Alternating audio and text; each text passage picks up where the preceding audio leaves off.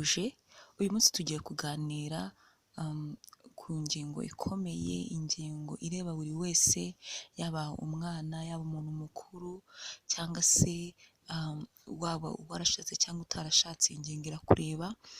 Ni ingingo ivuga uburyo ushobora kwiyitaho nk'umugore, ukamenya uburyo ushobora kwita ku myanya yawe y'ibanga, ukayigirira isuku, ikaba itagira impumuro mbi cyangwa se ngo inuke, usange ugiye kubangamira abo mubana cyangwa se patena wawe, nimba ari umugabo wawe cyangwa boyfriend wawe. Rero tugiye kureba uburyo ushobora kwiyitaho, bikaba byatuma uhumura neza, kandi noneho ukagira n'ubuzima bwiza, kuko iyo hadahumura neza akenshi n'igihe usanga harimo n'izindi ndwara. Muri kumwe rero na Ibyushaka Liliane, nimba ari ubwa mbere ugeze kuri ino channel wakora subscribe, kandi nimba hari icyifuzo cyangwa igitekerezo wagishyira muri comment, kuko tuganira ku bintu byinshi kandi byiza bishobora kukugirira umumaro. Rero ibi cya mbere tugomba kureba kuri iki kibazo cy'uko umuntu ashobora kuba yagira impumuro mbi mu myanya y'ibanga cyangwa se muri sexe yiwe, ni uko hari igihe biba byatewe n'uko umuntu afitemo za infection. Ugasanga umuntu afite infection vaginale cyangwa se za trichomonas, n'izindi ndwara zose zandura mu myanya myibarukiro. Icyo gihe rero azahumura nabi, icyo gihe urumva ko ugomba kureba muganga. Ikindi nanone ni uko uzasanga hari igihe umuntu usanga agira umwanda, ntiyoga, nyine umwanda ukaba watuma nanone agira icyo kibazo cy'uko ahumura nabi mu gitsina cye. Ikindi ni uko uzasanga atari ukuvuga ngo ni umwanda, ahubwo ari kutamenya, kubera ubujiji, ntazi ngo bigenda bite, babifata gutya, babikora gute, sinagenza gute, ugasanga rero nanone biviriyemo kuba yagira ikibazo cyo guhumura nabi. Ikindi ni ukuryamana n'abantu benshi batandukanye. Nimba umuntu aryamana n'abantu benshi batandukanye w'umugore, icya mbere cyo igitsina cye kizata forme, ntabwo kizongera kugira ubwiza cyakagombye kuba gifite. Nanone kandi ntabwo bizasiga kuba yagira impumuro mbi. Icyo gihe rero urumva ko. Ikindi nanone ni imiti. Hari imiti rero abantu banywa ikaba yatuma, cyangwa se wenda iyo wisiga cyangwa iyo ushyiramo bikaba byatuma ugira impumuro mbi. Hari n'indwara zindi ushobora kwagira nka sida n'izindi ndwara zindi zikaba zatuma utagira impumuro nziza hariya hano hepfo. Rero ibi ni ibintu bishobora kuba wakirinda, cyangwa se wenda ibyo utakirinze bikaba wajya kwa muganga bakagufasha kugira ngo ushobore kugira ubuzima bwiza. Rero ibintu ushobora kuba wakora kugira ngo wirinde, ugire uhumure neza, ndetse n'uburyo na relation yawe ufitanye n'umugabo wawe ibe nziza, kuko iyo uhumura hariya hantu nabi, umugabo wawe muryamanye ntago amererwa neza, kandi nawe witera icyizere ukumva ko se nabyumva biragenda bite, bigatuma utirekura ngo umererwe neza, uryoherwe. Rero ikintu cya mbere ni ukogosha ubwoya bwo ku gitsina, ukabwogosha hakaba hari ahantu humutse, ukajya wirinda ko bukura buri gihe, ugahora wogosha hakeye, kuko iyo utogoshe za bagiteri ziraza.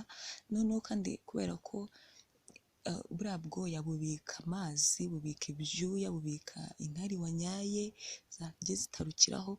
Noneho rero kubera ko hahora hameze nk'ahatose, hakaba za bagiteri zikaba zakuriramo, zamara gukuriramo ugasanga noneho za infection byoroshye kuba zagira gute, zahakurira, bagiteri zikaba zahakurira. Noneho rero ugasanga umuntu arwaye nka infection, cyangwa se wenda nanone kubera ko hakonje, hatose, nyine harimo ibibyuya n'ibiki byose byivanze, ugasanga nanone ya mpumuro niho ihereye iza.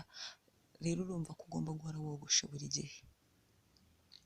Icya kabiri rero ni ukwirinda koga amasabune ubonye. Ubundi igitsina gore cyagiriwe ubuntu bwo kwiyoza ubwacyo. Ntabwo ari ngombwa gushyiramo amasabune cyangwa za parufe, ahubwo wogesha amazi asanzwe meza, atarimo ibindi bintu.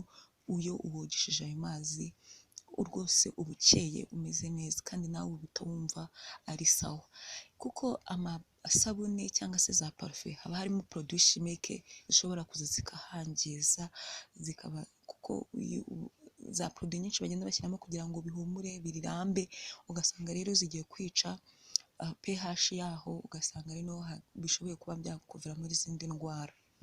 Icya gatatu rero, niba ugiye koga, ntabwo umuntu apfa koga nk'uko iyo ugiye koga amaboko umanuka uzamuka utambika woga uko ubonye, oya, hariya hagira itegeko ryo koga. Nimba ugiye koga mu gitsina cyawe mugore cyangwa mukobwa, uhera imbere ujyana inyuma.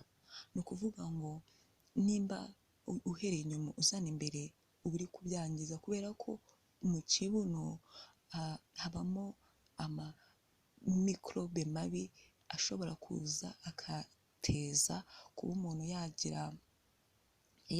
yarwara za infection mu gitsina. Ni byiza rero ko woga uhereye imbere ujyana inyuma. Nanone ikindi, niba umaze kunyara, uvuye muri toilette umaze kunyara, jyana papier hygienique. Ntago ugomba kugenda, ntago papier hygienique tujyana tugiye kwituma gusa, ugomba kujyana papier hygienique ukihanagura neza, ukumutsa bien, ukahanagura. Kandi nanone no guhanagura nabyo bimeze nko koga, ntago uhanagura uko ubonye utambika uzamuka wikaraga, ugomba guhera imbere ujyana inyuma, nibwo haba humutse neza.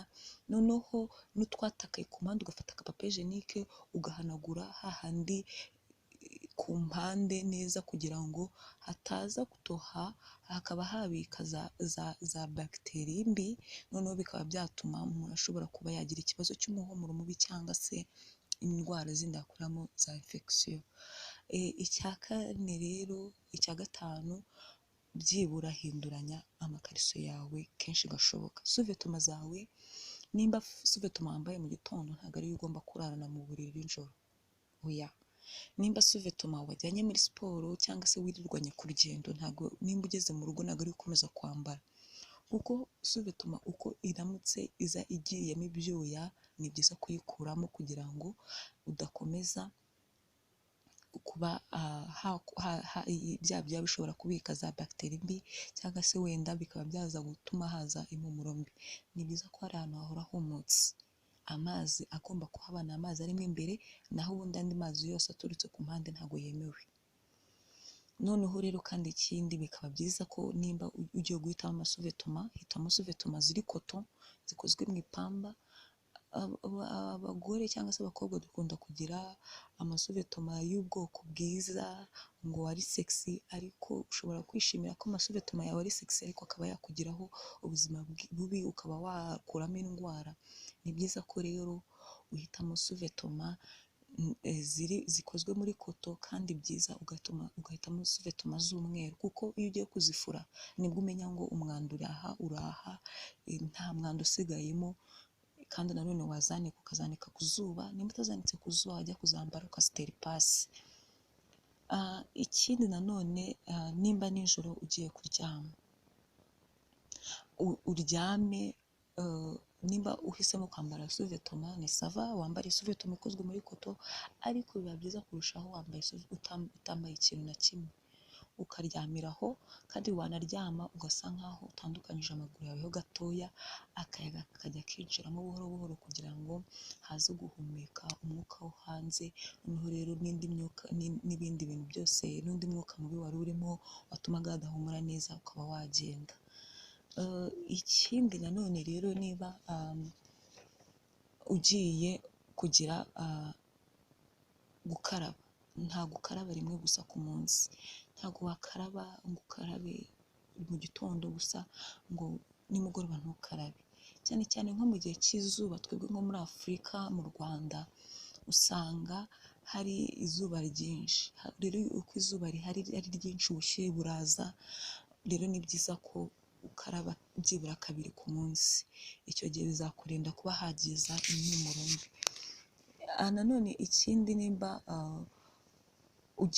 uri mu mihango, ntabwo ari ngombwa ko wambara padi imwe cyangwa se kotegisi imwe, hinduranya. N'iyo waba wayambaye, hari abantu bavuga ngo ngewe kotegisi imwe iranyura ku munsi kubera ko ntagira imihango myinshi, ariko si byo. Niyo waba wagize nimba uyambaye amasaha 6-7, nyamuneka uba wayambaye igihe kinini. Ntabwo ari ngombwa ko padi uyambara umunsi wose amasaha 24, zihinduranye kenshi gashoboka, kuko aho ngaho uba uri kurengera ubuzima bwawe. Gerageza nimba uyambaye igihe kinini, nimba wayambaye mu gitondo kugeza muri poze saa sita, niyo yaba nta kintu cyagiyemo, yikuremo ujugunye, wambare indi, kugira ngo hakomeze hagire bwa bubere bwaho n'impumuro yaho nziza. Kuko iyo hari ahantu hatari impumuro nziza, abantu ntabwo bigirira icyizere, kandi iyo umuntu atigiriye icyizere, ntabwo igikorwa cy'abantu bakora gikora neza, kandi iyo atagikoze neza ni naho ahera ashobora kuba yasenya. Rero ni byiza ko umuntu agomba kugira ubuzima bwiza hariya mu gice cyo hasi cyacu, kandi akagira isuku ihagije. Ikindi ni uko mu gihe ugiye koga bishobotse, wakoresha utuzi tw'akazuyazi, utuzi dushyushye buhoro, adashyushye cyane. Amazi ashyushye cyane arahatwika, ashobora kuba yagutwika cyangwa akaba yanakangiza amamikorobe yaho yabugenewe atuma ahagira ubwiza bwaho. Ni byiza rero gukaraba amazi y'akazuyazi, arafasha, atuma nyine hasa neza, kandi nanone bituma nanone ihongera hakegerana elasitike yaho igasa nkaho yongeye ikegerana. Nanone nimba urangije imibonano, ni byiza ko ujya kunyara, kugira ngo amamikorobe mabi yari yinjiye uyanyare, none numara no kunyara ukarabe. Ibyo bizagufasha kuba wahagirira isuku. Nanone icya nyuma, ndabasabye mujye munywa amazi menshi, kuko iyo unyweye amazi menshi hatuma hahora hameze neza hatoshye, kandi nanone uko unyara cyane niko amamikorobe mabi uyanyara, cyangwa se wenda ibintu bindi bibi byari bishobora kuba byagiyemo ushobora kuba wabikuramo. Aha rero dusoje ikiganiro cyacu, abakobwa, abagore ndetse n'abagabo, mushobora namwe kuba mwagikurikiranye kugira ngo mufashe abafasha banyu, cyangwa se mufashe abakobwa banyu. Ibi rero ndumva bireba buri muntu wese, kuko imyanya myibarukiro yacu iyo imeze neza n'umuryango uba umeze neza. Rero ndabakunda cyane, mbibutse mukore subscribe.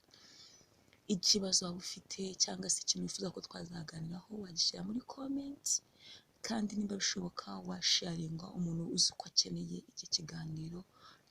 Nawe utaha, ndabakunda cyane.